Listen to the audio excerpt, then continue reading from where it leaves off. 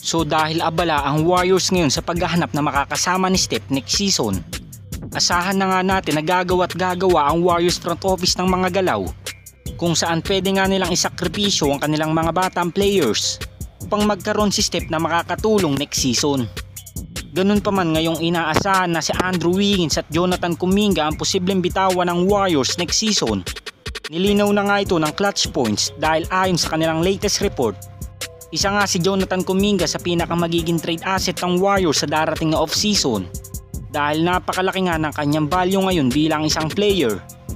At ito rin ang kanyang breakout season na kung saan nakapag-average siya sa season ito ng 16.1 points, 4.8 rebounds at 2.2 assists per game.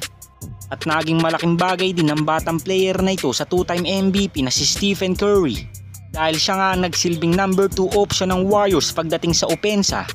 At kahit mapa-starting lineup man ng kanyang posisyon or second unit, ramdam na ramdam ang kanyang impact sa team ng Golden State Warriors dahil napaka-agresibo nga din nito pagdating sa depensa. Well, ngayong pinaplano na ng Warriors na i-trade si Jonathan Kuminga next season, siguradong maraming mga fans ang maiinis sa balitang ito, lalo na't siya nga inaasahan na magiging franchise player ng Warriors kapag nagretiro na si Steph, Klay at Draymond Green. At kung matutuloy man ang pag-trade ng Warriors sa batang player na ito,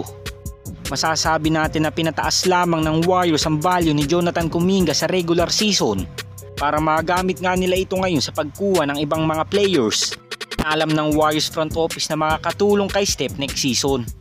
At ang dahilan din kung bakit nila bibitawan si Jonathan Kuminga dahil eligible na nga ito sa contract extension at sinabayan pa nga din yan ngayon ang issue kay Klay Thompson na kung saan alam na nga nating mga fans na hindi pa nito binibigyan ng panibagong kontrata ng Warriors front office dahil max contract nga ang hinihingi ng 4-time NBA champion na alam nating hindi talaga maibibigay ng Golden State Warriors dahil bukod nga kay Kuminga ay bibigyan nga din nila ng panibagong kontrata si Moses Moody.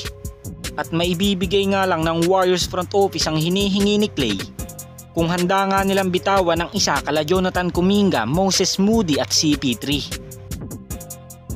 At dahil bukas na ang Game 3 Conference Semifinals ng Denver Nuggets at Minnesota Timberwolves,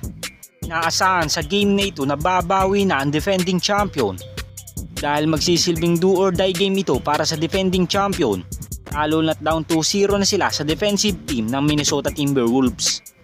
Ganun pa man ay asahan na nga natin ang matinding adjustment ni Mike Malone sa game na ito dahil huling pagkakataon na nga ito para sa kanilang team upang makakuha ng panalo sa Minnesota. Dahil kung mati 3-0 pa nga sila nila Anthony Edwards, siguradong mawawalis na nga sila sa Game 4.